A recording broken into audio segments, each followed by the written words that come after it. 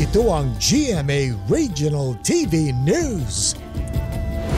Mainit na balita mula sa Luzon, hatid ng GMA Regional TV. Patay ang isang lalaki matapos makuryente sa Bugalyon, Pangasinan.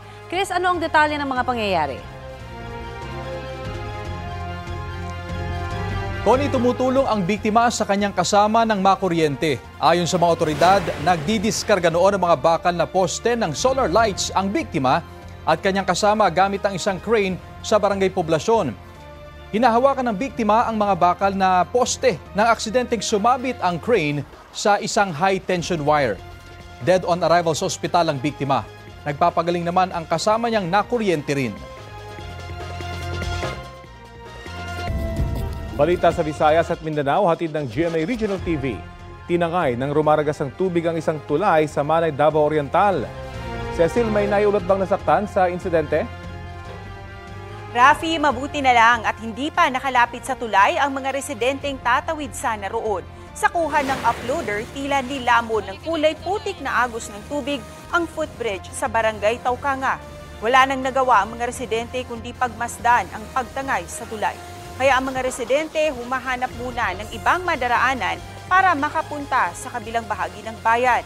Tumaas ang tubig sa ilog dahil sa pagbaha sa lugar. Nakaranas din ng pagbaha sa iba't ibang bahagi ng Davao City.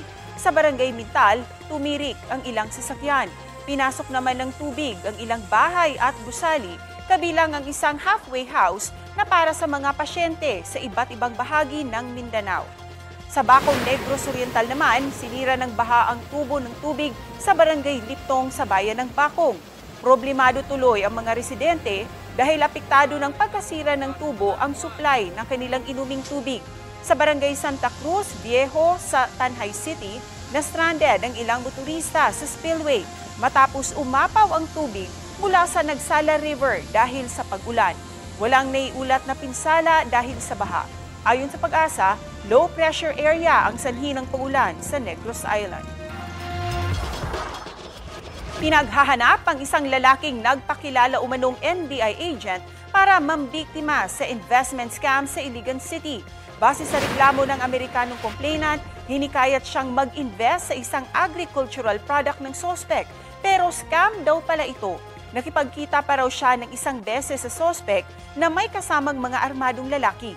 Kinumpirma naman ng ilang witness na nakikita nila ang lalaki na may suot na uniforme at badge ng NBI. Ayon sa NBI Iligan District Office, hindi nila lehitimong tauhan ang lalaki o ng anumang uniform service. Patuloy pa siyang tinutugis, pati ang kanyang mga kasama. Mahaharap ang lalaki sa reklamong paglabag sa Article 177 ng Revised Penal Code o Usurpation of Authority. Sinusubukan pa naming kunan ng pahayag ang biktima. Dead on arrival sa ospital ang isang binatilyo matapos tamaan umano ng kidlat sa Tigbawan, Iloilo. Kwento ng isa sa mga kasama ng 14 anyos na biktima, nag-aani sila noon ng palay nang bigla raw bumuhos ang malakas na ulan. Bagaman sumilong sila sa kubo, 7 sa kanila ang tinamaan daw ng kidlat. Ayon sa pulisya, 2 sa mga sugatan ang naiwan sa ospital. Payon ng Pag-asa, maghanap ng masisilungan at iwasang lumabas kapag tumikidlat. Ninakaw ang kalis ng isang simbahan sa Bugalyon dito sa Pangasinan. Kwento ng Sacristan Master ng St. Andrew the Apostle Parish Church, nagtaka siya nang madiskubreng wala ang kalis mula sa kinalalagyan nito sa likod ng altar. Posibleng dumaan umano sa gilid na pinto ng simbahan ang kumuha ng kalis dahil hindi raw yun isinasara sa hapon. Personal na pagmamayari rin daw ng kanilang kura paroko ang kalis at nagkakahalaga ng humigit kumulang 40,000 piso. Nag-iimbestiga na ang Bugalyan Police kaugnay sa insidente.